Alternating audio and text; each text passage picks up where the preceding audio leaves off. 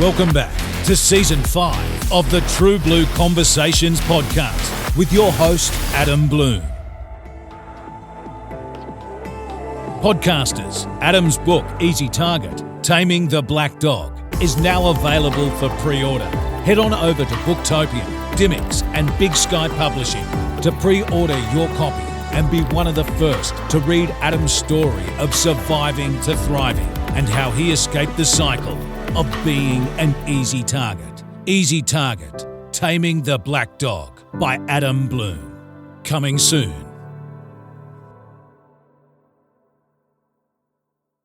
G'day podcasters. Before we get underway with True Blue Conversations, just wanted to give a huge shout out to our friend and sponsor, the Warrior U podcast, hosted by Bram Connolly. Bram is a former Special Forces commander, best-selling author, popular podcast host, and human optimization pioneer. He has an authentic style and the unique ability to not only motivate, but also take people on a journey of self-discovery. Through the Warrior U podcast, Bram interviews guests in a bid to explore all things human optimization, resilience, leadership, and coffee. His book, The Commando Way, a Special Forces Commander's Lessons for Life, Leadership and Success, is available now on amazon.com.au. So from Adam Bloom and all of us here at True Blue Conversations, a big shout out to the Warrior U podcast, Bram Connolly, and his new book, The Commando Way, out now.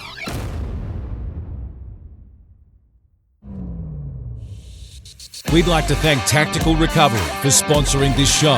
Head on over to tacticalrecovery.com.au and use the code TRUEBLUE for one hell of a discount. Tactical Recovery, magnesium-based muscle care, salty products for sore fuckers. Welcome, loyal listeners of True Blue Conversations. Today's episode is proudly sponsored by Australian Warfighter Coffee.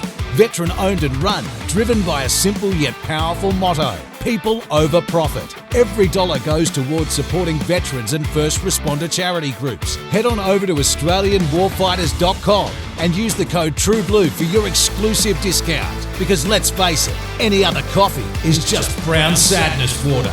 Now, let's get on with the show.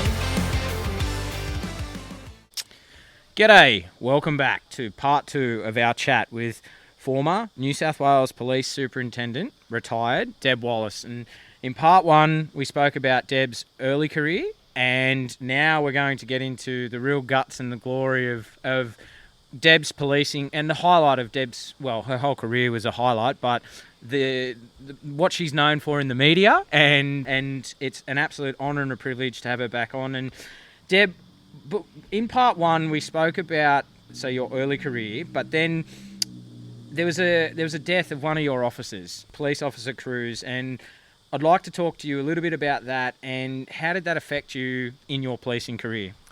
Yeah, it was Bill Cruz, and I'd say a bit about Bill. I was at Middle Eastern Organised Crime as the commander there at the time. At Middle Eastern Organised Crime, we had a proactive response and to Middle Eastern crime, or let's say crime committed by those of Middle Eastern background. And we had this middle level called the Target Action Group, or TAG. TAG was did short, sharp, reactive jobs or proactive jobs as well in relation to problems that were occurring at the time. So they were one step under the detectives that did the long-term jobs, and we also had the uniform response. So it consists of a team of police that are both very, very highly experienced detectives training young police coming through that want to be detectives. So they're not detectives yet, but are showing that really in, I suppose that's where they want to go.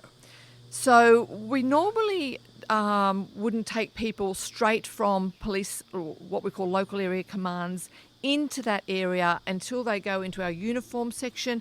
Then we can have a bit of a look at them to see, how they operate. Are they proactive? Are they good at interacting with people? So we would normally not do it that way and sort of recruit from there. Occasionally, and very occasionally, we might take directly from a local area command if people apply. On this occasion, Bill had applied straight for our TAG unit. And I remember sitting with the fantastic officer in charge of the TAG unit, Chief Inspector, I was there. And Mick Ryan, who's a veteran of working, he came from the Strike Force Gain days, so a veteran in dealing in Middle Eastern organised crime. So Mick and I interviewed Bill. Bill was working at Campsie at the time. He was only a young fella, been in the job 3 years. And we interviewed him, and he'd been in the proactive team at Campsie. We interviewed him, asked him some fairly hard questions about search warrants, what he's been doing, and then he left the room. And I always, of course, left it up to Mick, because he's the one that has to be in charge of this team, to make the final decision working together. And I looked at Mick, and he just looked at me, and I could see that look in his eye, and he said, "This kid's got it. Let's take him." Which for Mick's a hard taskmaster, and he's hard to impress. So we took Bill, and he started with us, and going fantastic. A search warrant was planned, and it's a long story, so I'll cut it down for you. A search warrant was planned for Bankstown in September, and one would say, in the scheme of things, it was a little unusual, this one, because it was information we'd received that a middle-aged Asian male was holding the drugs and holding the money for both two crime gangs. Because if the two crime gangs did the exchange, then there'd likely be bloodshed and fights. So the idea was this middle-aged Asian male would hold the drugs and the money for them to be there. One would drop off the drugs, one would drop off the money. He'd organise them to come back and exchange. So that kept the violence to a minimum. Information was that that the money was there. We had an informant in play, which is really unusual. The informant was with the Asian male, Philip Nguyen, and we didn't have any names of Philip or of Nguyen. We only knew him, or the informant only knew him as Mr. Miyagi. When the information came in and the informant was usually very reliable. When the information came in that the money and the drugs would be there only for a limited time in the evening, then it'd be gone. The decision had to be made as, do we do it that night or do we wait to do it in the morning, which is when we normally would do most of our warrants at Middle Eastern Organised Crime, catch them half asleep, a surprise tactic, even though they probably knew we would be coming in mornings. A lot of discussion around that, about the risk assessment. A lot of discussion about the fact that we didn't know who Nguyen was, but we had lots of intel about the unit block. And there was information that a middle-aged male was pirating videos or DVDs. So there was a risk assessment done. The risk assessment came in at low based on the information we had. And so lots of discussion about, do we do it tonight? The decision was made to do it that night. Bill had asked to be the officer in charge, which means he was going to run the search warrant under the leadership of an acting sergeant, Dave Roberts, a veteran in the world of outlaw motorcycle gangs and Middle Eastern organised crime. Decision was made from Mick Ryan to me to the director, which is a chain of command that you follow for the approvals of search warrants. Everything was looking fine. The informant was right there in play until about 5 minutes before, when he was told to get out. On the way to the search warrant, he was asked by the team going out there, so are the drugs there? The answer was yes, the drugs are here. The question was asked, is there any guns? The answer was given, no, there's no guns. I've never seen him with a gun. Arrive at the premises, Bill's in charge. They normally would do the transactional, the drugs would be held in a garage, and he lived on another floor. So when they arrived, the team split. Half the team went to the unit to secure that. Half the team, led by Bill with Dave Roberts, went to secure the garage. When they arrived, they announced their office. It was videotaped as we approached the premises. The door was left ajar by a person on the premises.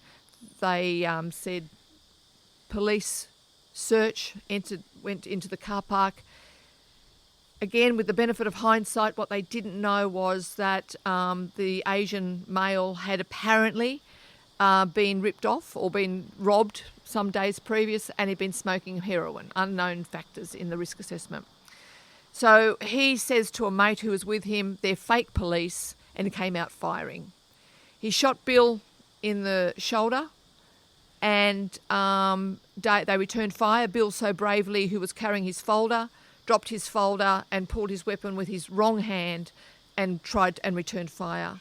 The sergeant, Dave Roberts, who was just behind him, we think, returned fire as well. We won't know ever what happened next of how that occurred, but suffice to say, the fatal shot, which was found to be from friendly fire, it came from Dave Roberts' weapon.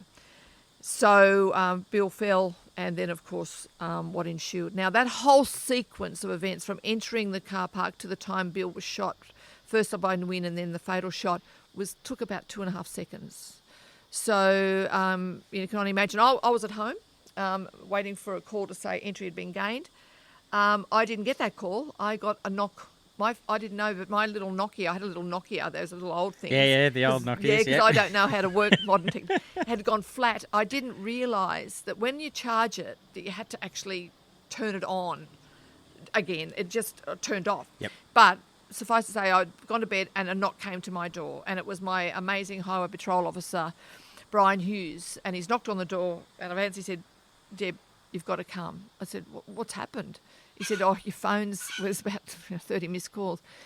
It's Bill's been shot. And I said, "How bad is it?" And he said, "It's bad. He's been taken to hospital, but it's bad." So we went to, didn't want to go to the hospital because all the police involved in the operation had been taken back to Bankstown. So didn't want to go to the hospital. There's obviously family and whatnot there. And went back to the team where the team were, and did what we could there to comfort them, bearing in mind I'm now subject to a critical incident investigation, and so we had to manage them. I think Dave Roberts suspected straight away that, because I walked in and to see sheer devastation on his face was an understatement. They had to be isolated, so there was very limited. I was very cautious on what comfort I could give, because I was now part of the investigation. I knew that in the long term I'd be part of this process for the coroner and through any charges. So I tried to not find out anything at all, just the basic scenario, which you knew, and so that I didn't contaminate anything. So but my role at that stage was purely to provide some welfare for Dave and the team, and which, as best you can, I guess. So the process then continued. That's the scenario. I suppose as a commander, you always hope, firstly, that no member of your team gets shot, and secondly, that none of your team have to shoot anybody, because you know that's never going to get over that. On this occasion, I had the two. So there's no, even today, when I look back and talking to you today, it's like it's yesterday, and this was 2010. And you never forget that scenario. Your mind it's like being in a movie, I guess. The details may get a bit foggy, but the overall. But one thing I remember more than anything is I was taught, and I think we've spoken about the resilience and the strength of Anita Cobby's parents. Yep. So I try to draw on those feelings to say to myself, is there anything good can come out of this?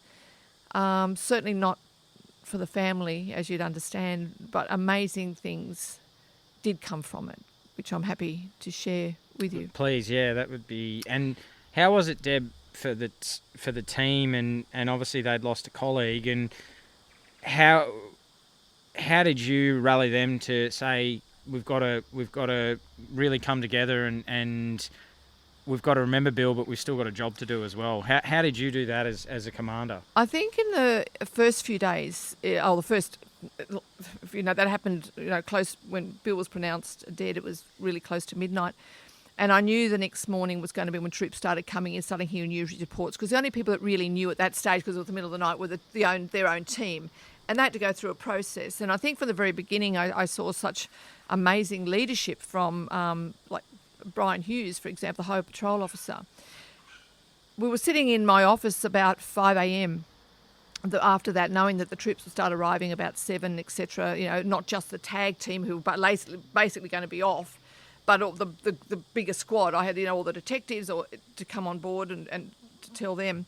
So firstly, the first strength of leadership I saw was from Brian Hughes, and he was sitting with me in my office, and we call him Hughesy. He was a veteran and been with me in the Cabramatta days. He was at Fairfield, and so Hughesy and I had a very, very strong friendship. And he's sitting in my office, and we're just reflecting, and then I said, Hughesy, you were up all day yesterday, you've been around, you came to my place late last night, you must be exhausted. why don't you go home? And he said, no, boss, there's a few more people that are still being interviewed and I need to collect them. They haven't had a meal. They haven't been able to wash their hands. I need to make sure that they're at home and safe and had a meal before I'll leave. And I remember looking at him really ragged and exhausted, and he stepped into the front. But he said, no, I'm not leaving until the last one's home. And so that triggered that response from me. Was this is when the strength of people show. A few hours later, I saw it again when I was gathered with the rest of the detectives' office to tell them what had happened and not to speculate, because I only knew limited facts and I couldn't impose myself on the investigation. But one thing had occurred, which was a bit strange, was when the detectives then, the crime scene had been secured and et cetera, the boys had been taken to Bankstown, Bill's at the hospital, the offender had been arrested. And then they were doing a search of the other car park units and, making sure, and they opened a unit number because where Wynne had come from wasn't his unit. He had used someone else's unit, for his own dirty business, but kept his unit clean. So when they opened the garage door of his unit, there's a number of Middle Eastern males there. And everyone was surprised and they just put their hands up and said, it wasn't us, we didn't do it, but our guns are here and we'll have gunshot residue on our hands probably because we think we did a drive-by shooting as you do in the middle of the night. Yeah, right. So everyone's a bit, oh my God. So they were taken away and charged with firearm offences. So the news had said number of males will appear at court today charged with firearm. So everyone was under the belief perhaps that they were understandably involved, yep, which they weren't. So I had to gather about 8 o'clock when all the troops had coming in. They're starting speculation. Blah. So I had a meeting of all the staff, and I said, look, as much as I could, what happened, and then someone who probably wasn't, one would say, the biggest speaker in the squad, but maybe not the hardest worker. Suddenly the chest was puffed out and it was doing like that, the cock of the walk, like, okay, yep, we're going down to court, we're going to show a force, we're going to show... And I couldn't say at the time it wasn't them that did it. Well, I said, well, look, and I sort of said, look, the last thing we need to be is show vigilantes. We don't need to show that. What will that do? The courts are now in the process. There's an investigation going on for the shooting. I said, no, I don't want anyone to go near a courtroom.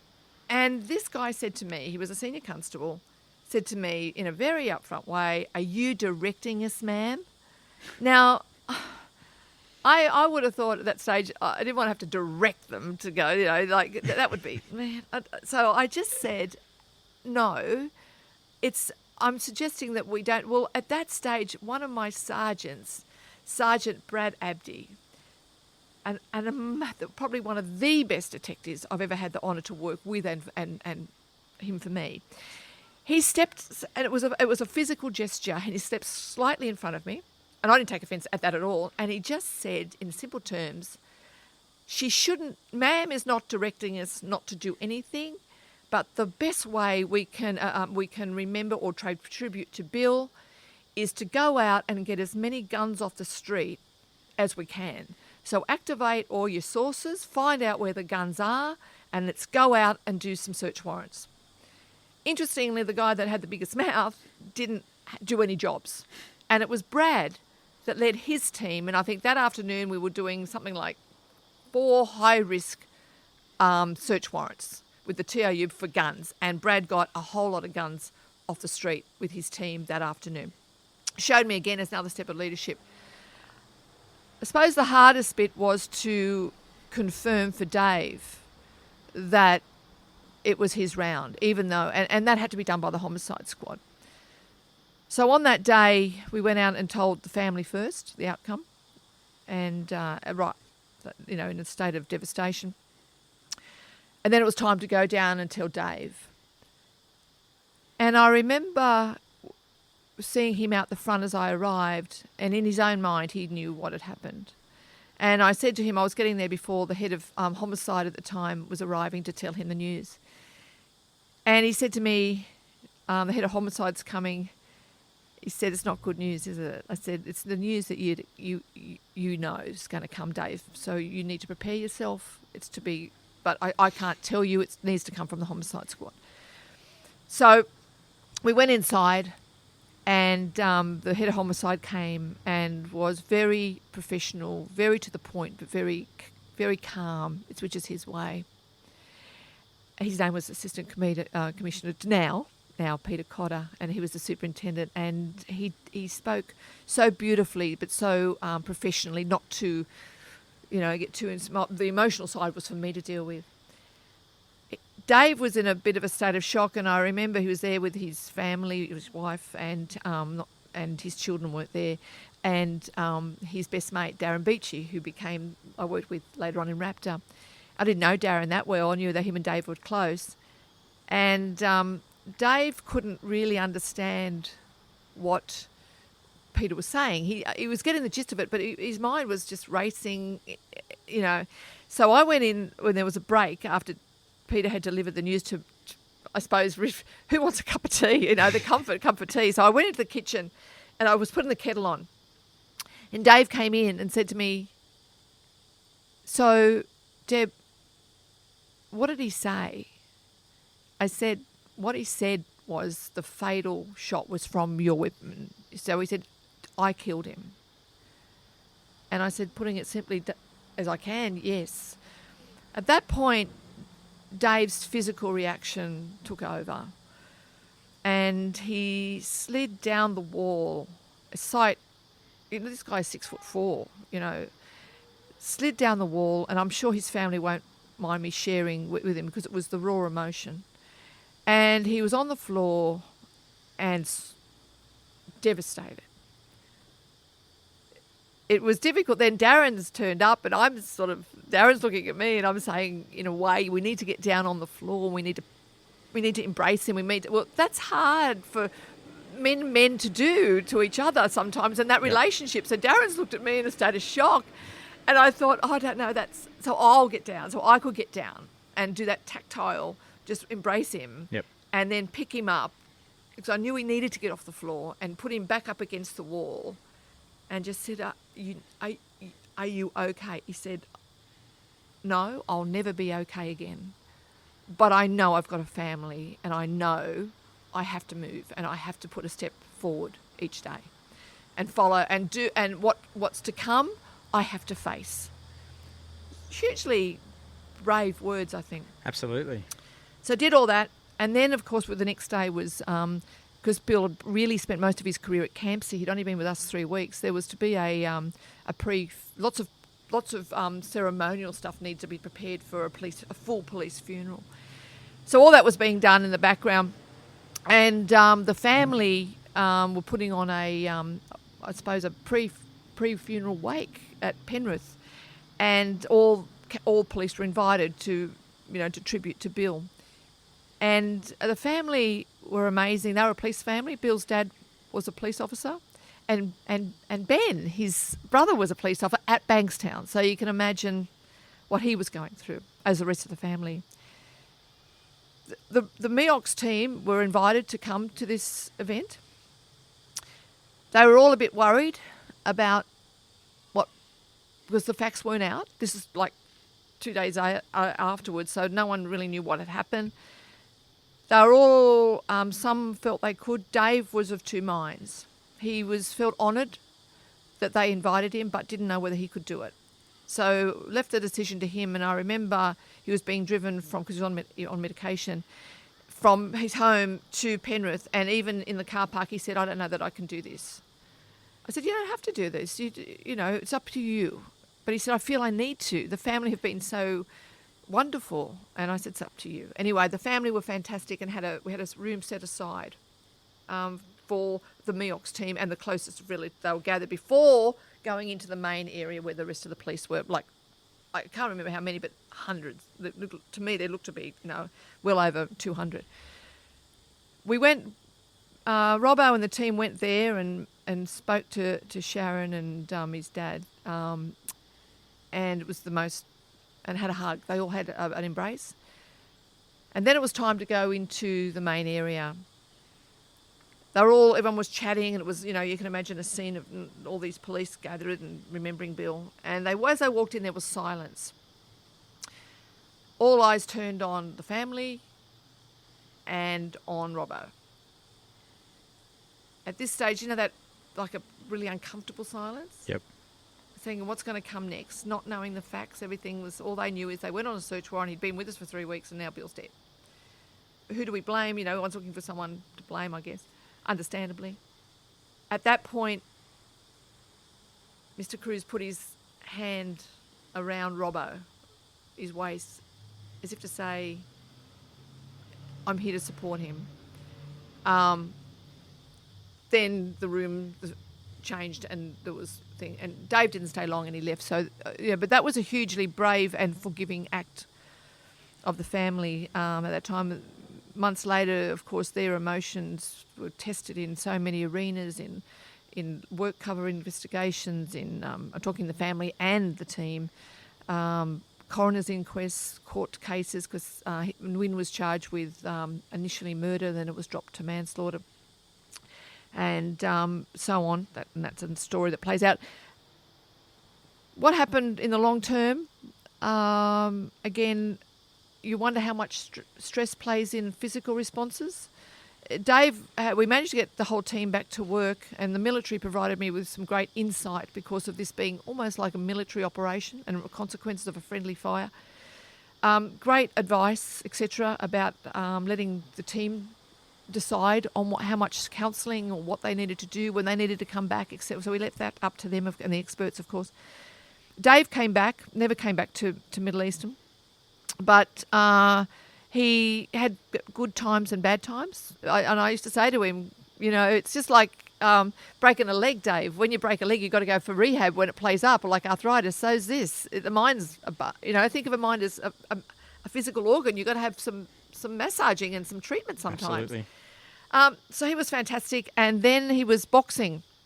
He used to do PCYC at Balmain and take the kids for boxing. He said to me, this kid jabbed me under the ribs. It really hurts. He said, God, he didn't hit me that hard, but so he went and had a scan, and turns out he had lymphoma.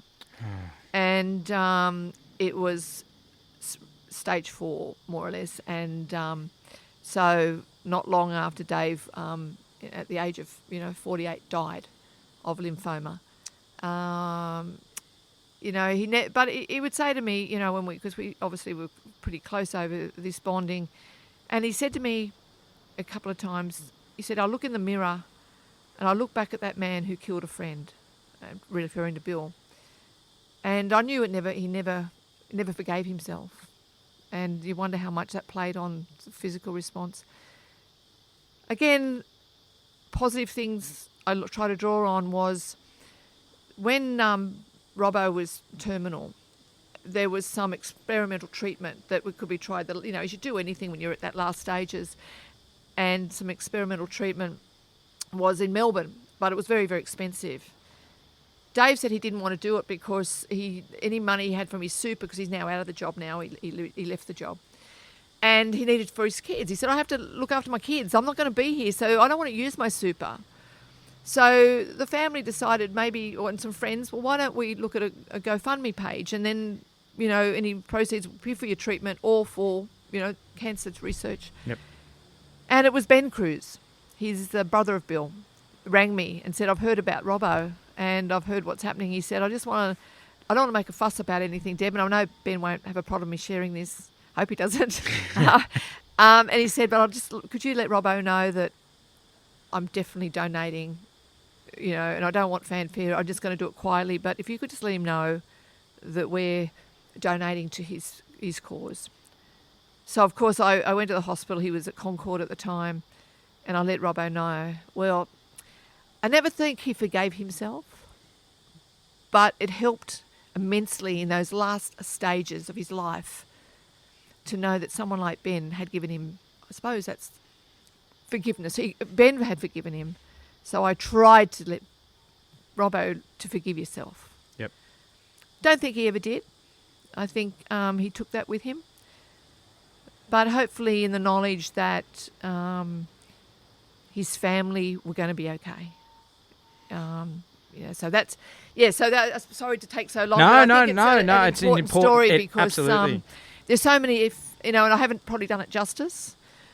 There's so many facets to that sort of scenario, and ups Absolutely. and downs and things like that. But I suppose at the end of the day, he learnt to live with it.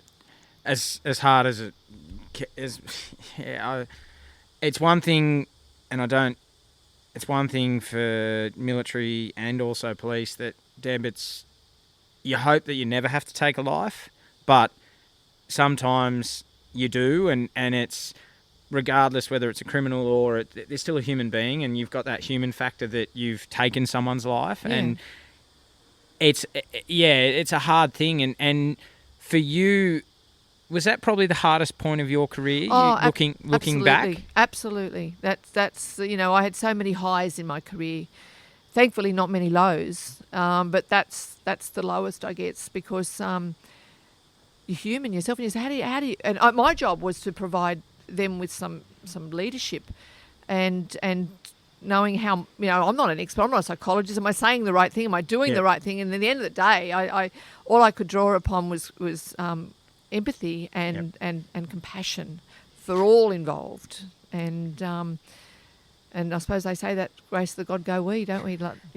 And I think too, Deb, it's an important point you touch on is sometimes there are no words, and you don't know what to say in traumatic situations. And I think just being, as you say, empathy, care, putting your arm around them and saying, look, it's really bad, but you'll get past this. You just one foot in front, and they're just words, but sometimes that's all people need to hear is that you've got their back and you're supporting them, and that very key point that you touch on.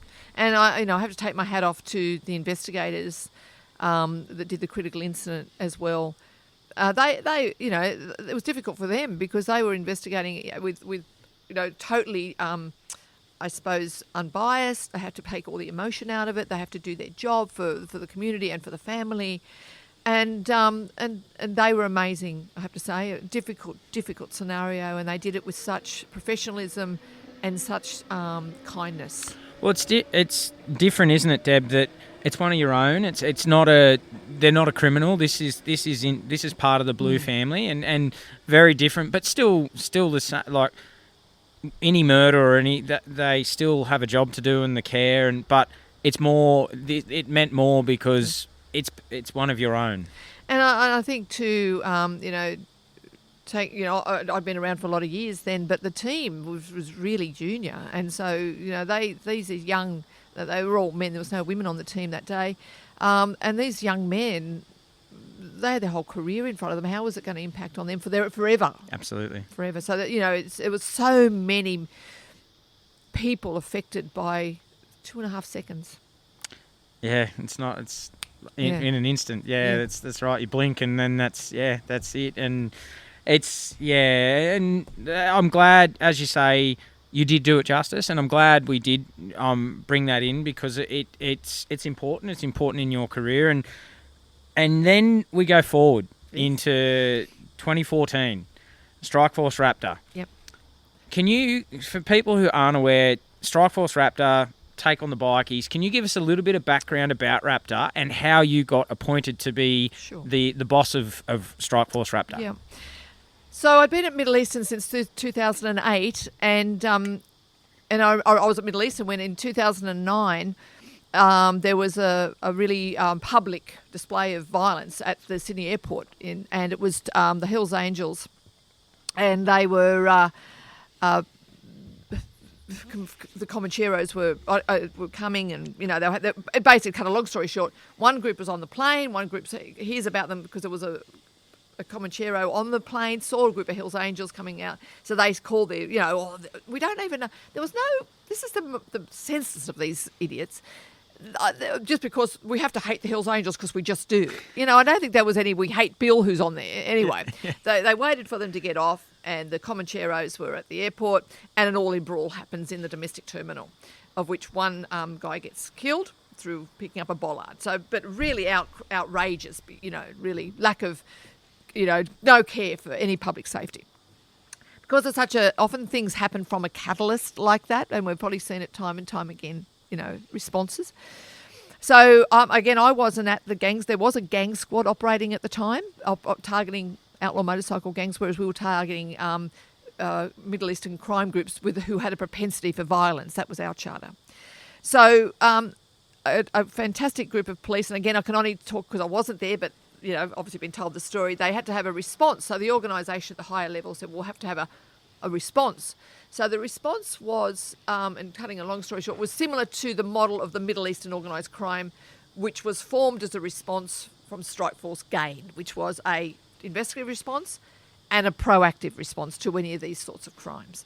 So that was, Gang Squad was already there to do investigative response, so we needed this proactive response, similar to the Middle Eastern model in that they have a highway patrol, but instead of having that tag team that we had, which was a mixture of investigators, they had that, but they then had a tactical team because, as we know, bikies use one of their tactics is to all dress up in colours. For those who don't know, the leather jackets with their name on it or their gang name on it, and then to intimidate people. So I think the thought was, well, we need some police to not be intimidated, I guess, to be able to take them on in their methodology. So Raptor was born and there was a tactical team attached. Under Dave Adney, leading Raptor, under gangs, so there was a gangs commander who was a superintendent. Then under that, there was investigators that would investigate, and then Dave Adney and Darren Beachy doing the tactical side. So that's how that formed out. So it matched beautifully. So that went on for a number of years. In the beginning or the end of 2013, there was some people had left. Dave Hudson had been promoted, who was the assistant commissioner previously, to deputy commissioner, and then in came a new assistant commissioner. And as often happens, people had retired, moved on, so there was going to be a reshuffle, and we got to nominate where we wanted to be. I'd been at Middle Eastern for, like I said, since 2008. Probably chances I'd be moved around, so better to have put my option where I'd like to go first. Being a Cabramatta girl, and also, we operated out of headquarters at Cabramatta, I thought, well, maybe I'll get closer to home.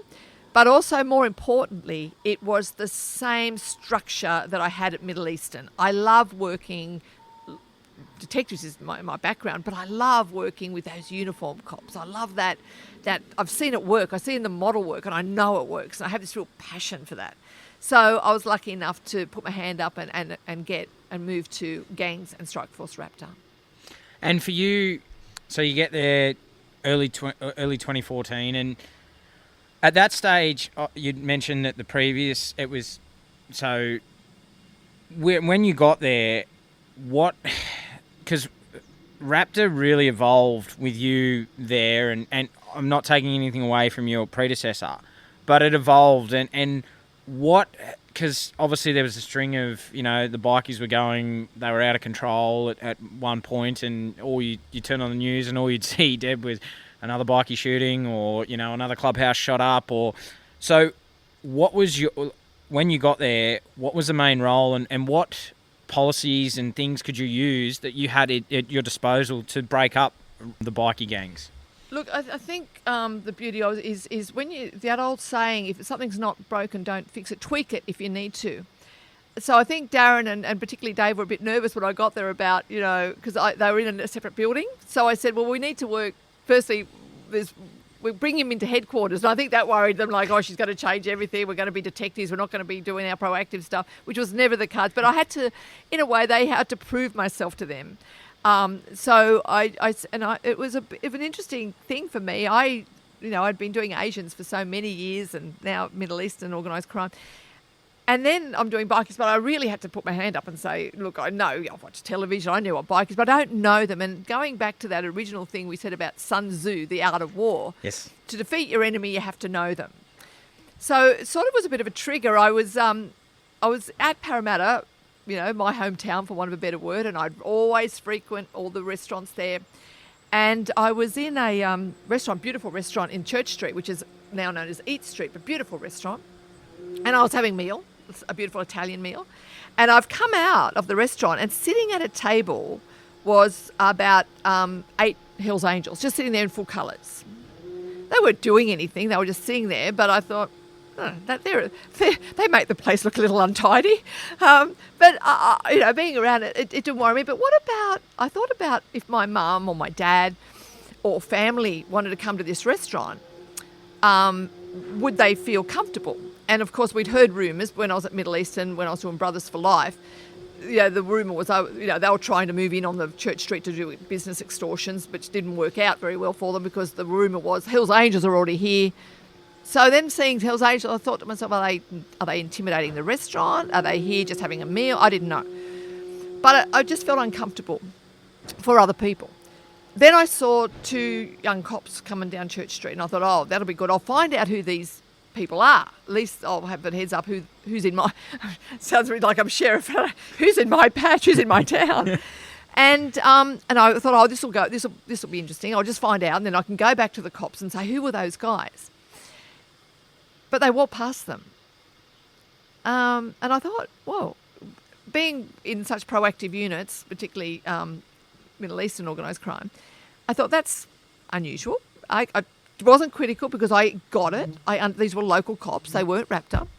So I didn't think much more about it, but I went back and spoke to Darren Beachy, who was in charge of the technical team. And I just said, look, I'd be really interested. I was a bit concerned about the walking past. So I rang the local cops and I said, look, no criticism, but maybe we could get together and maybe we could help you because clearly there's something going on in Church Street, in Cabramatta. We could probably work as a partnership.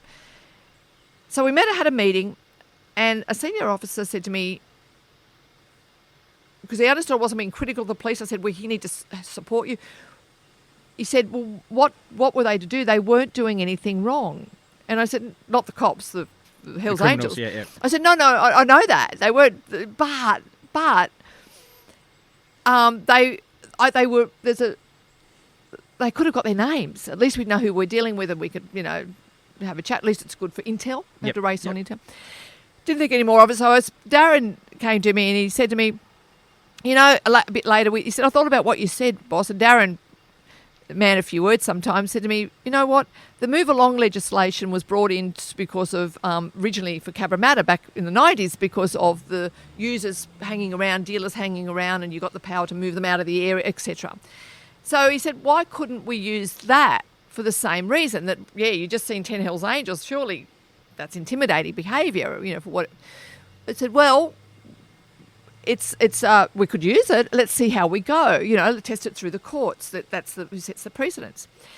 And then I got to thinking about what Darren is doing. He was applying the laws we had in a different scenario.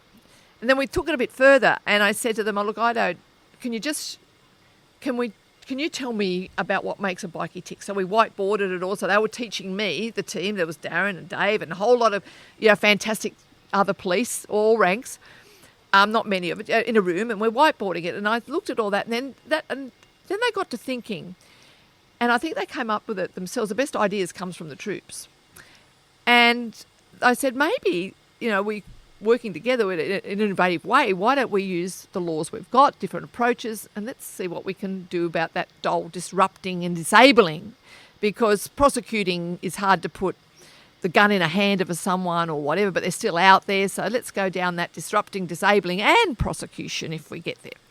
So they took that away, and then they, over a period of time, they developed this model that Darren liked to call consequence-based policing. And in essence, it was a menu, a checklist, for want of a better word, of about 35 to 40 treatment options that they could drag out of their back pocket using existing legislation or strengthening legislation to beat them at their own game, I guess.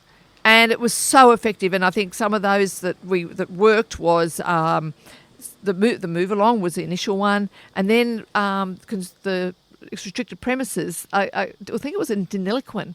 A local cop down there had been trying to apply this old law from 1943 to take out clubhouses. I'm not sure of how successful that was. He was having a go, but one of my sergeants, Nathan Truman, says to me, you know what, I can tweak all that.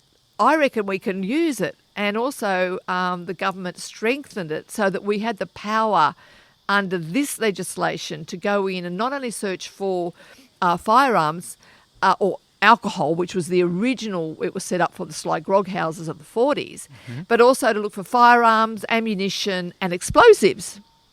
Fairly powerful, without a warrant.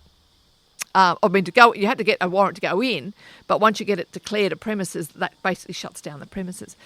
So when I got there, I think there was about 94 outlaw motorcycle gang identified clubhouses over a period of a number of 2 or 3 years.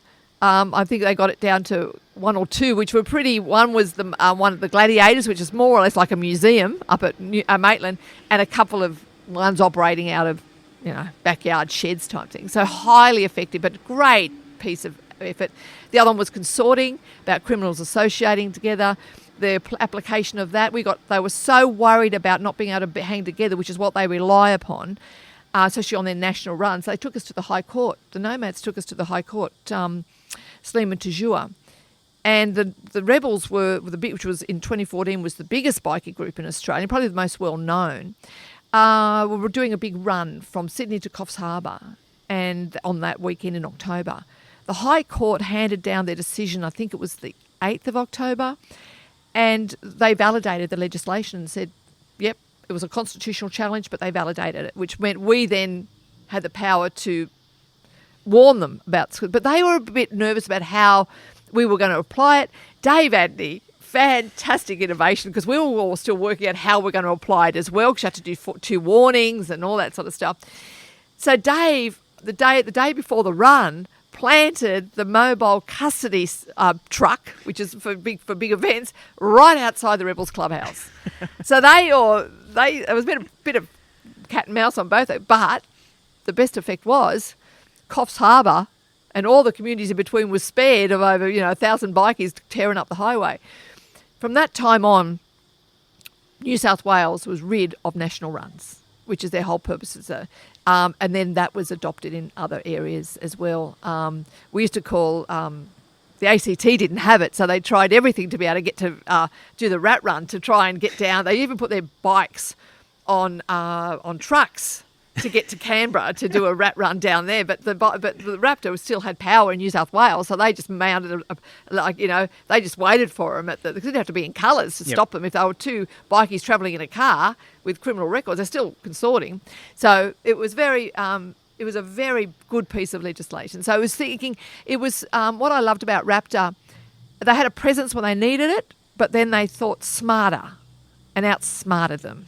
And proactive policing, like getting on the front foot, and so some of your squad, you had members, so I know, and someone you worked with very well, Raptor 13, and he got some public media in the face, and rightly or wrongly, but he was going and so when they joined the squad, for people who aren't aware, Deb, and I say Raptor 13, and I'll keep Raptor's name out of it. Yeah.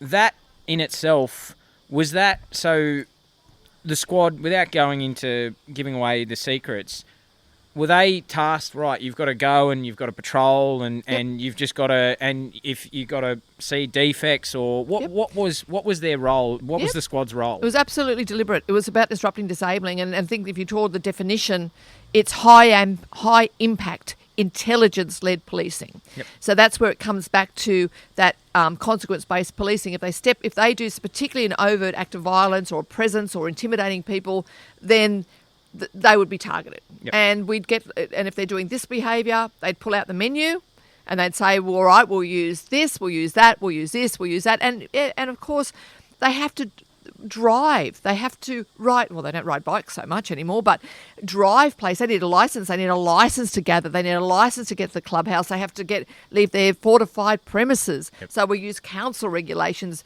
for not having the right regulations for a big fortification. And yet Raptor 13, as we know of him, used that beautifully in the defects and there wasn't a motorbike he couldn't find a defect of legitimately within the law. Yeah.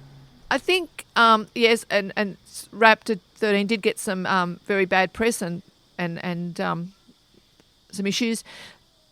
But I saw him face some outrageous threats of intimidation against him. But I saw him holding his calm. He would have to serve a notice for court or a summons. And all the while they're slamming him with their phones out. recording it, waiting for him, putting pressure, not recording themselves, of course, just waiting for him to respond. Yep. I was always amazed how calm he could be under those situations. He just walked to his car quietly, got in his car while they're filming him, revving him up. So there's sides that obviously didn't get any publicity because there's no news in a good story as well. Absolutely. And that's, you only see the bad side. You never see the good side. And great work that he did. And you're right. And as you mentioned, when we first started it, they were intimidated. Like that's what they were, a gangs of people that intimidate and put fear into.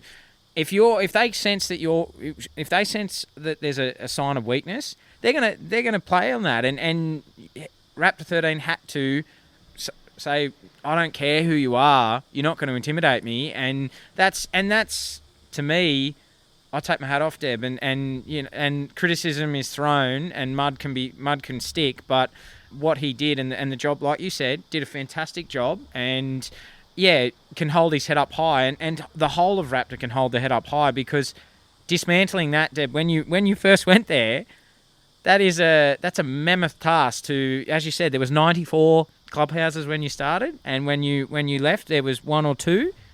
That's pretty amazing work. I think too. We talked about the lows and the highs. One of the highs I had was in 2019. I went over to America with a group of cops who were delivering. Everyone had heard about this Raptor. What is this Raptor? What is this model? Went to America. There's an international law enforcement conference of all outlaw motorcycle gang investigators from all around the world gather at different places in America each year. And there was this international conference, and Nathan Truman, who came up with who took that whole model and the legislation, were delivering a presentation with his cohort in the tactical team, Gary Broadhurst, both sergeants, because it's really important, I think, that the cops doing the stuff on the ground tell their story. No, it doesn't need a superintendent to get up there and tell it, but they tell it as, it's their story. But what a proud moment, thinking that's what they were there for, and what a proud moment being there when I was caught on stage, and on behalf of Raptor, not me, Raptor got the international award for best practice in tackling outlaw motorcycle gang activity. Wow. Yeah, so right. That's in a world stage. From there, people from all around the world, now they knew Raptor, how they operated, and the laws. They were ringing me from all around the world saying, what's that? Can you send me that law? Can we send me that law? Can we send me that law? As we did in the States, we'd share information all the time about some good laws in different places. But that, to me, it was such a proud moment that sort of, I suppose, said to Raptor, a job well done. Absolutely. And for you, Deb, did you ever, when you were the head of Raptor, did you ever have any bikies know who you were and fear? Did you ever get did you ever have anything happen to you, or fear for your life? Or No, look, I'm sure crooks out there all the time go, I hate them, want to get them. But, I suppose, even though some of them are really dumb, I think they're smart enough to know that everyone's replaceable, and what would be the point? Yep. There's another one to replace me, probably waiting for me, I'm sure, and me retiring, it didn't miss a beat, if that makes sense. So I think, but sure, like, because I was in the area, I'd go to the local gym, and it was almost like, there was like that whisper, but it was like it was almost like I had a disease, because if I was somewhere where they were, they'd keep a real wide berth. And of course, I'd go to, I was around a stadium all the time watching Cabramatta play. Your favourite team? My favourite play, the Eels. And I'm sure, and I'd see them and they'd see me, but it was almost like either they thought, I'm out of context, so why do we know that person? Yep. Or just, if they did know me, it's like, we'll just keep it out of the way. I suppose the funniest one, I guess, and look, I suppose he regrets it because he got so much publicity over it, was the closest thing, it wasn't a threat, was Moody Toujours from the Nomads, who put it on Instagram about my apparently big backside that he had never seen, but thought I should lose some weight. And that was a response to us taking out the clubhouse at Wetherill Park, and it was and charging them with consorting. So, but I have to say, Moody and I remember seeing him at a coffee shop not long after that in Marylands, because I was seeing a solicitor. I was buying, seeing about interestingly doing my wills, and Moody, he sort of went, "Is it or not? I'm not sure." And then he said, "Deb," and I said, "Yes, Moody." And anyway, he said to me, "Would you like me? I'm really sorry about." Even though he'd apologised on Instagram, he then wanted to buy me a cup of coffee. And I said, "Moody, I probably shouldn't sit down." And he says, "Oh, all right." He said, "Fair enough." And I said, "It's not that, Moody. It's just that Raptor around the corner. I don't want to be warned for consorting with a criminal." Well, Well, probably the wrong thing to take on you, Deb, and say, and put it on Instagram. And he, I actually remember that story quite well, Deb. Actually, I remember that and it got headlines, and it was, I think he might have made a very silly decision to say that about you, and. Well, yeah. I think he was probably smart putting on Instagram, because I'm a dinosaur and I don't do social media, so I could have sat out there forever. But of course, he didn't count on the fact that I had Raptor were young men and women who do social media. So I think they were a bit worried about showing me at first. I think they would have rather said there was a threat as opposed to an insult about my backside. So you mentioned, I want to talk about, we're going to talk about your book in a minute, but in your book there's some photos of you very well dressed, and you're stylish, Deb. You always you had your own style, and it was I look at you with your beautiful suits, and you were known in that, like, that they knew who you were from your lovely suits. And was that something that when you joined the police back when you did back in the mid '80s? You just had to do it your way. You just had to find your way of who you were. Absolutely, and it was, and it wasn't. And often people will say to me, especially there's an iconic photo when we're taking out the nomads at Wetherill Park, their clubhouse, of me in this bright yellow dress. And someone said, "So did you do that deliberately because they're all in black?" I said, "No, I just wore that. That was just happened to be that Friday. I was in a yellow dress."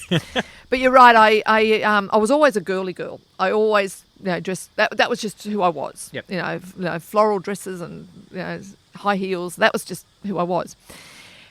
And I remember turning up my first day at Blacktown in '83, the 6th of May, and an old sergeant who was also. I say that respectfully to Joan. She was from the old school, but she was a woman of style. And she looked at me up and down. I was in uniform, so she didn't know whether I liked to wear jeans or dresses or whatever. But she just looked at me and she just said these words which resonated with me for the rest of my career. She just said, "Deb, just remember you're a policewoman, not a policeman. Be true to who you really are, because people can pick a fake. Never compromise your integrity or your femininity, if that's who you are." So coming from Joan Steadman, second-class sergeant from the old thing at school, she was my role model. Yep. She was iconic. And I thought, if someone like Joan, with her experience, can endorse me, then I will follow that. I'll follow who I am. So that's how that came about. I liked bright, I wore coloured suits. I remember Deputy Commissioner Nick Caldas jokingly sent me a photo once, and it was a beautiful photo of in the Woman's Day or one of those magazines, and it was a picture of the Queen in all her outfits, and he wrote on a thing, "Deb, are you channeling the Queen or is the Queen channeling you?" Because he had pictures of my suits as well, and I went, I never realised. Yeah, we were quite. Oh, I didn't wear the hat though. No. So, Deb, most people know that leadership it can be a lonely road, and for you, how did you deal with the negative side of leadership? And because you, like, reading your story, listening to how you led your troops, how you went about your policing career, you did it with grace, and you're a role model, and everyone I've ever spoken to about does not have a bad word to say about you. But how did you deal with the negative side of being in leadership? Look, I think what you just do, you just turned your mind off it, because the negativity, those sort of people, and I remember when I was under some adversity with Alan Jones over the Cabramatta thing, and I got a call from my old boss, and he was amazing, this boss. Again, he was one that gave me Sun Tzu, The Art of War, quite an interesting character, Mr. McKinnon. And he read, and he knew the pressure that I was under from what was being said on the radio. And he just said these words, and it was apparently from, I thought it was like this really amazingly deep, Socrates or something, but I found out it was actually from Dr. Seuss. But it said, those that care don't matter, and those that matter don't care. And to me, that summed up as in, as long as you got, of course you want the support of your bosses, you can't get anything done. So I tried to be a bit neutral in relation to that. I just tried to treat them with the respect of the rank. But what was more important, that I didn't have to be liked by my staff. I suppose just supported and know that I was trying, that they understood I was acting in their best interests. Not always that's going to work out, because sometimes, you've got to say no. If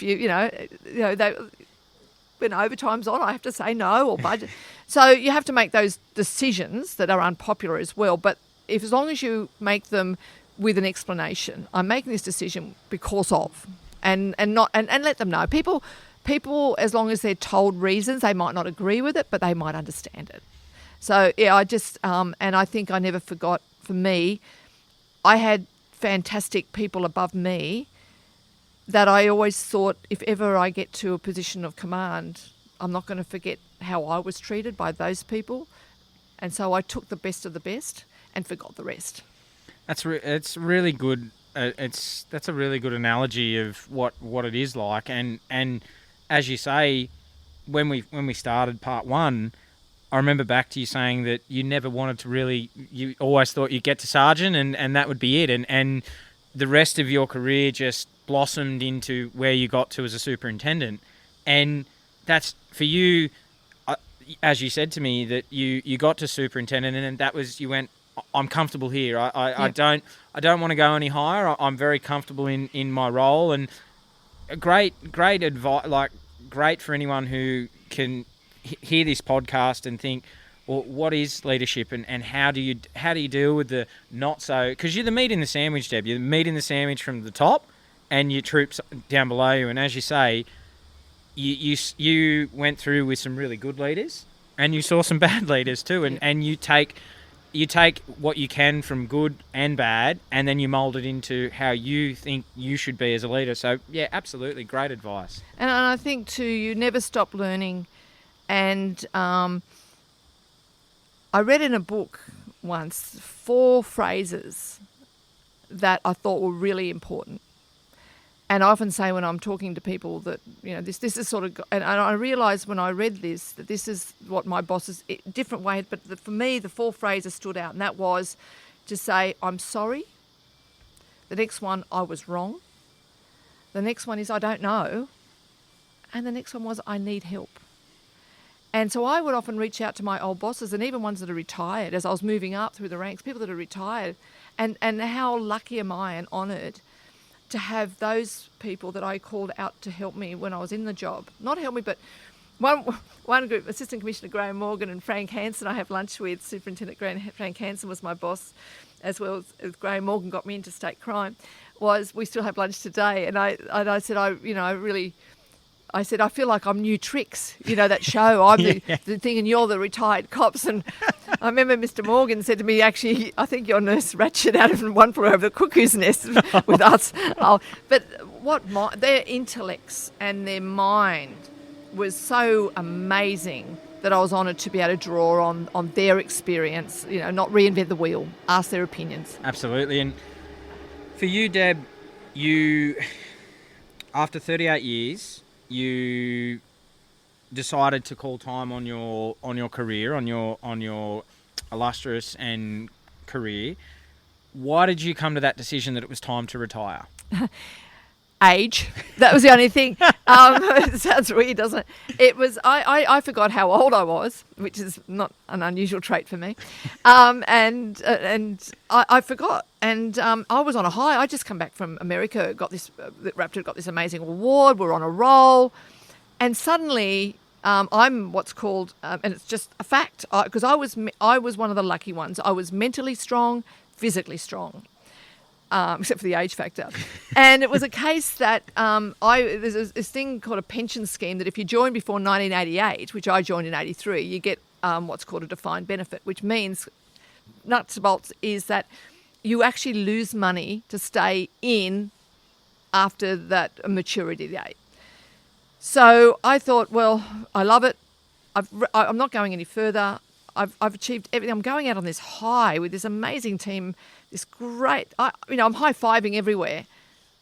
It's not over. I've got more to do. It may not be in the police, but life will go on. And both for the police when I leave, but also for me. So I'm not retiring. I'm transitioning to something else. Yep. And it turned into something else.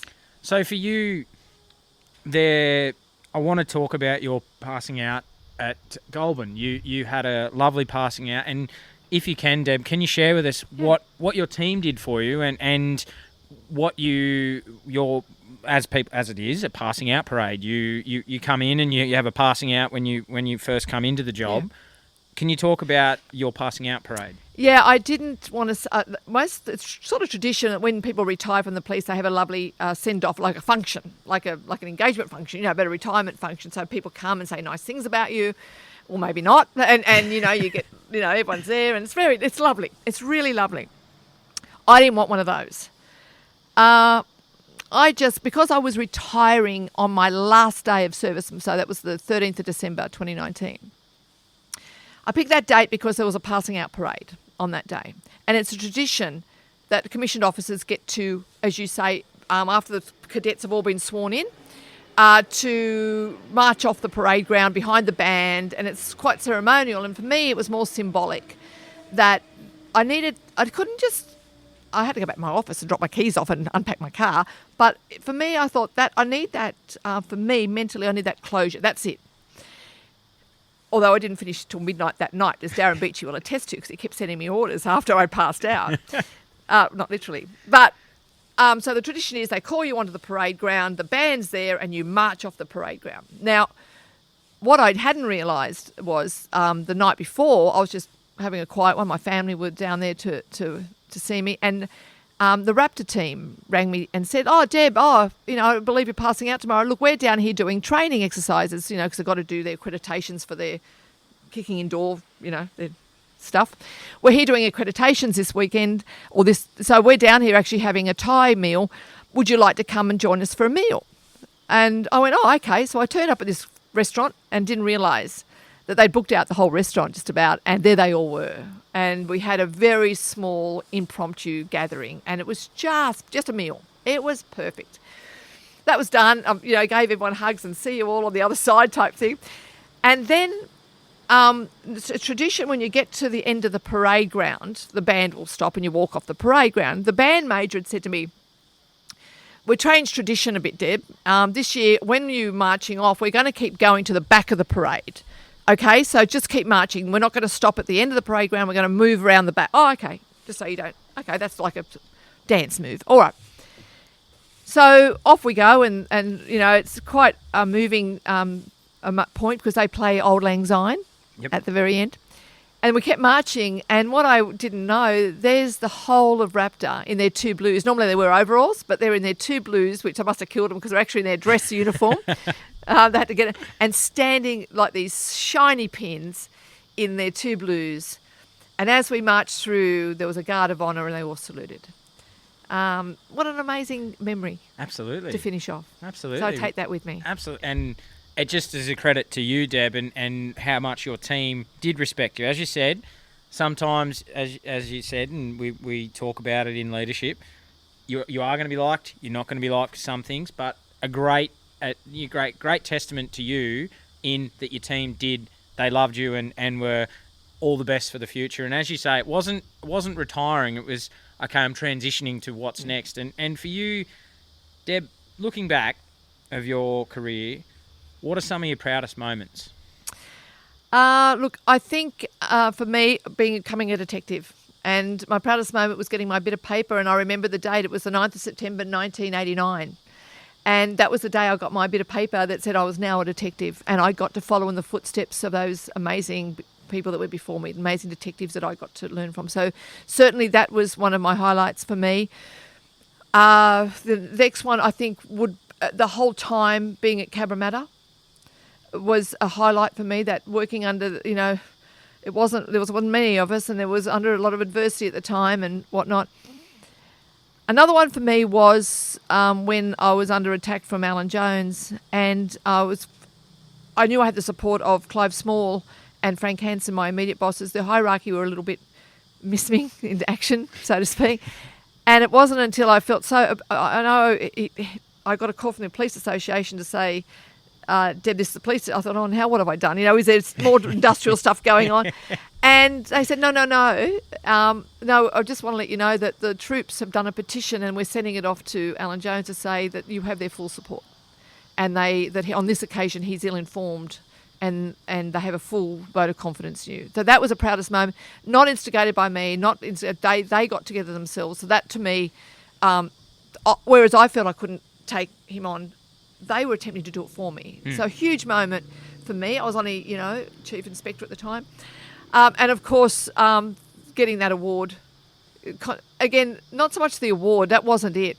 It was in recognition that what we were doing something right, taking on the bikies and taking them on, in a way that maybe was new and innovative. And a job well done. Yeah. So, and we had them on the run. So I think it's hard because I had so many. If I look back and if I had more time, I could probably say, oh, what about that one? And what about that one? And what about that one? But I think overall they're my standouts.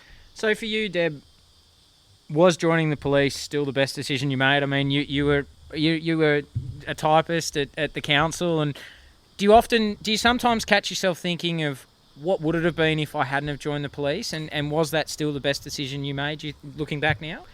Yeah, not many people get to say, even in that darkest day with Bill, and some of the less memorable days, there wasn't not one day that I didn't get up and say, I want to go to work. And not many people can say that. No. And I did. And right to that last day, when I marched off that parade ground, I could say that. That's a best decision, no regrets. And now I get to live a great life by doing other things. Absolutely, and we'll talk about that in a minute. And for you, Deb, what advice can you give to any young person who is thinking about joining the police today? Because it's very different to when you joined in the 80s, and police has evolved and society's evolved to what it is now. And what advice can you give to any young person who is thinking about a career in the police? To do your research. Look, it's not a career for everybody. You've got to expect that you're going to see the best of people in dealing with victims and the resilience and the kindness that I did, but you're going to see the worst. You're going to see those things, especially in those first few years. You're going to go to you're going to get frustrated. You're going to see things that most people in their lifetime will never see. So I guess I say to people, be prepared, understand that you're going to see that. And there's nothing wrong to say, put your hand up and say, I don't think I would be able to do that, because you're going to contribute in many other ways into society, if that's of your mindset. Don't put yourself through that and then go down that road of not being able to be resilient, because I've seen people suffer those effects of post-traumatic stress, and it's real, and it's a hard thing to carry. So I guess you don't know until you face it, but maybe just say to yourself, look at your internal self and say, is this the job that I can do well, and is it for me? Yep, great advice. And for you, Deb, looking back now, what advice would you give to your 18-year-old self, and would she listen? No, probably not. No, look, I think if I could do it again, I'm glad in a way I was 23 or 22 when I joined the cops. I think that to me was, I think I would have been I know they let people in at 19, and some people are very mature at 19. I was not. I needed to have those life experiences first so that I could, shift work really does take it out of you, and you're not always available when your other friends want to go out and all that. So all of that can lead. So when I did it was a point in my life where I was ready to take it on. Yep. So I guess I would say make sure you do it when you're ready. Yep. But and enjoy it. I think don't aim. Don't look at the next level, the next rank, the what ifs. Live in the moment. Live now. Enjoy every day with those men and women that you're working side by. Enjoy their company. Enjoy who you are. Enjoy what you're doing. Great advice. And I mentioned at the start just before, Deb, that we spoke about your book. And in 2020, your book, A Woman of Force, was published. How did this come about, and what was the writing process like for you? Yeah, I I was probably reluctant at first because Pan Macmillan approached me through an author who was also a friend of mine, who was a journalist for the Telegraph Daily, Mark Morey. And Mark and I like Mark because he'd written a book about not about the murder so much of Anita Cobby, but about because Mark was right there around that time as well, but more about the impact on John Cobby. And I like the way Mark wrote. He wrote in like a storytelling fashion. So Pan Macmillan had reached out to say, we'd be interested in telling your story. I didn't think there was anything interesting to tell because I said I don't want to do like a series of police reports like sit reps, or one big case because I was more on the pro gangs and drugs side as opposed to the amazing work that big long-term years cases. So they said they felt they wanted to tell the story and that Mark could tell it. So it happened right on COVID when everything was shut down. So it was simply I'd retired and moved out of Cabramatta. So I was out, a number of hours out of Sydney, and Mark was in Sydney and COVID happened. And so all that would happen as what we would do, Mark would ring me, we'd chat, and then he'd say, see ya, and then he'd write a number of chapters. And then he'd ring the next time and we'd chat again. And so that went on over about 6 months, I guess. Yep. And that's how it came to be. And for you, proud moment when it came, and what are your thoughts of your book when it did come out? Did he do a good job? I think it's a fantastic book, and I'm a bit biased though, Deb. I love your book, and as you said, I was laughing, and this is why I love you, because you said when we were going to do the, you think there's a story? Like, who wants to listen to me? And there is, and are you happy with your book? Oh, I have to tell you, I didn't read it. It's a bit like when I do like TV shows, and the producers, when I do $1 Million Murders, get frustrated because I get to see it when I do the voiceovers. Yep. But I don't watch the show. I can't watch or listen to myself. I feel sorry for your podcast people that are listening to have to listen to me. And so I thought, oh, God, I don't want to read about myself. That's even longer. So, yeah, I trusted Mark. Yep. And, of course, if there was something controversial about I would have to read the chapter and make sure it was accurate and all, that sort of thing. Yep. But I skimmed over it and made sure, but I didn't read it in depth from like as in, oh, wow. Cover to cover, yeah. No. I think I said to Mark when we were talking, just make me sound a bit sensible, will you? So you mentioned $1 Million Murders, and so because people would know you now from being on TV, and how did that come about? Yeah, it was again out of the blue. I was doing charity stuff, Meals on Wheels, and just enjoying life, I guess, enjoying not Darren Beachy and Dave Anthony sending me through 42 sets of orders every weekend. And then the producers, Brian Coy and I was calling that Brian Cockrell and Jerry Coy, the husband and wife team.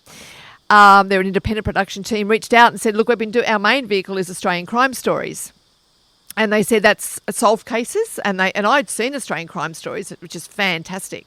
And I love those ones, solved cases. And they said, we've got a new idea that we've pitched and Channel 9 are interested. And they're just telling me this out of the blue. And it's unsolved cases and it's unsolved homicides that have had $1 million rewards offered. I'm just listening. Yeah, that sounds, yes. And I thought, I'm trying to think I haven't had a case that had $1 million reward offered. And then they said, no, we'd like you to host it. And I went, I'm not a host. I've got no media training. They said, no, that's what we're after. I went, they said, we want someone really authentic. And I think that's someone who has no idea what they're doing. But under their direction, it wasn't about me. I mean, I just hosted it. Their storytelling and their empathy with the victims, who we had to have a lot to do with. We've built up now a lifetime, and I got to meet all the families and being with them and being respectful, appreciating their sensitivities and their privacy. Brian and Jerry did an amazing job that I had so much respect for them. So it was an absolute honour and a privilege to be part of that production team. And hopefully, and I mean, these things take time because some of these cases are, 30 years old, 25 years old. Hopefully, in the passage of time, I can contribute some small way to maybe giving those families. We never talk closure because it's a bit it's a bit like the Cruz family. They're never going to get over the death of Bill, No. but they may. I hope these families will feel that they've had justice. Absolutely. That's all we can hope, that they can finally have closure and close that chapter off. And as you say, some have been 30 years or more. Yeah. Just closure for them would be lovely. And I think if you can play a small part, then absolutely. And I'll just go, how can people get a copy of your book, Deb? So where can they get it? Yeah, I think, just go online. I think Dymocks have it and the main booksellers have it, but certainly through Pan Macmillan, they're the publishers. Yep. They have it. So I guess, what do they say? That, all those normal book areas. But yeah, so. So what are your plans going into the future, Deb? What are you, now obviously you're enjoying retirement, you're living a good life now. What does day-to-day life look like for Deb now? Yeah, I've been another honour. I'm still going to be doing this year. We're not doing any $1 million murders this year. They need to catch up, take a deep breath. I've lived this world for a long time, but the producers and the crew, it's new to them, and I could see the impact it had on them personally.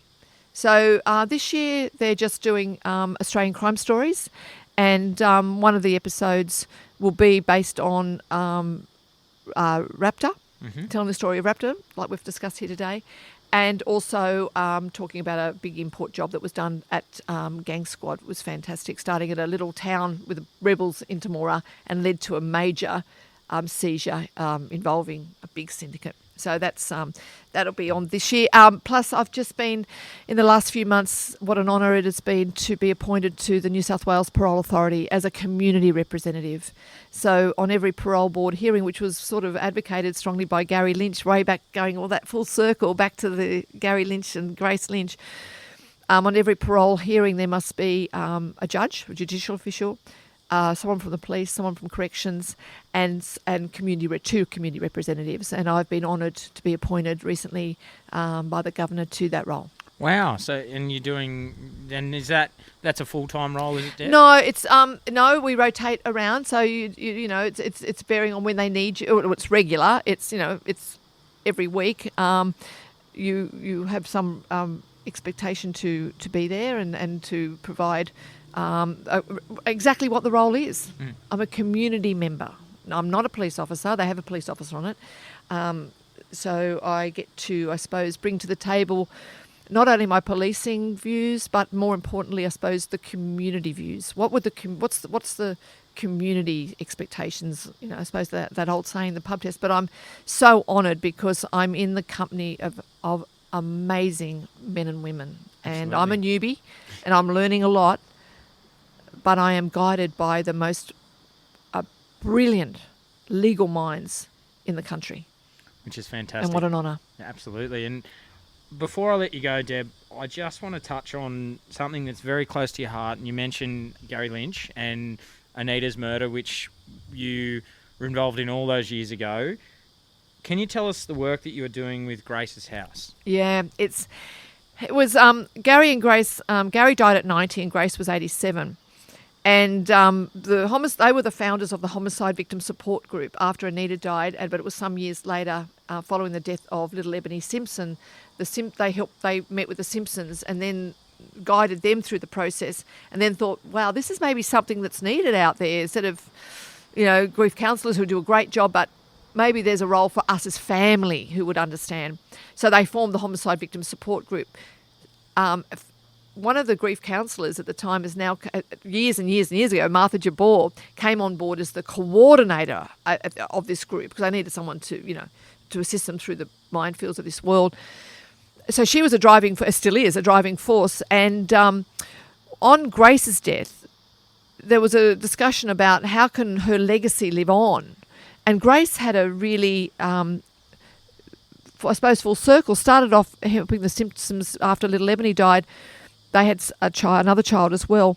So it was a case of saying, how can we not only, with helping families, that will be a legacy ongoing through the Homicide Victim Support Group, but how can we take this a step forward? So a few amazing people that had been, I suppose we call them families, or we call them victims of homicide support, they got together and came up with this amazing plan, which was huge, which was to build a world's first facility that's never been done in the world, which is a residential centre for children between the ages of 3 and 15 to go to straight after a murder. They can stay a long time, but a lot of kids, as we know, sadly, domestic violence murders are, one of the highest rates.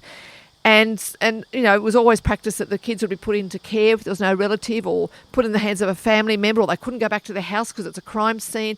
So they thought, would it be beautiful to have a lovely place where these children can disengage from all of that, be taken out of that world and be given some support, some psychological support, some love.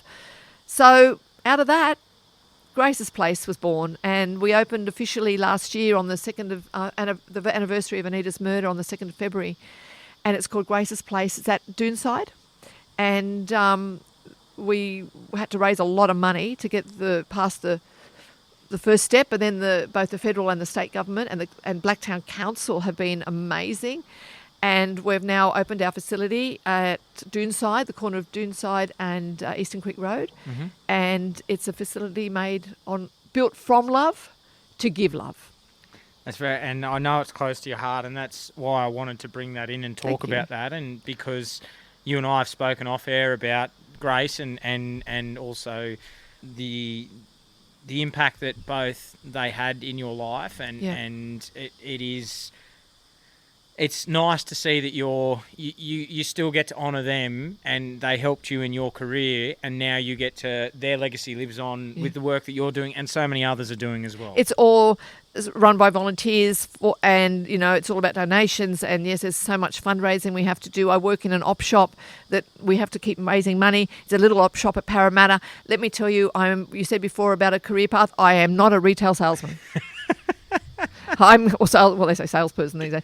I'm not very good at that, but I have amazing volunteers. So I'll work the till, and amazing volunteers with their passion will just go out and sell these amazing items to people. Absolutely. And Deb, I want to finish with a quote, because you served your country and state with honour and served your family with pride. You are an inspiration to so many. Your story is one of true grit, determination, leading from the front, and not taking shit and doing it Deb's way. And the quote is, empowering those around you to be heard and valued makes the difference between a leader who simply instructs and one who inspires. Leadership is hard to define, and good leadership is even harder.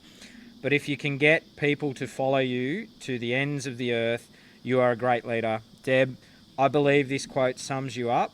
It has been an absolute honour and a privilege to have you on True Blue Conversations and share your story. So, Deb Wallace, thank you so much for coming on True Blue Conversations. Well, thank you, Adam. It's been an absolute delight meeting you as well. Thanks, Deb. Raise your glasses, podcasters. This episode of True Blue Conversations is brought to you by Wet Canteen Bottling Company, the perfect way to commemorate and celebrate life's most special occasions. Elevate your moments, savour the taste, and make them truly unforgettable with Wet Canteen. Head on over to wetcanteenbottlingco.com.au and use the code TRUEBLUE for your exclusive discount. Thank you for tuning in to this episode of True Blue Conversations with your host, Adam Bloom. See you on the front line.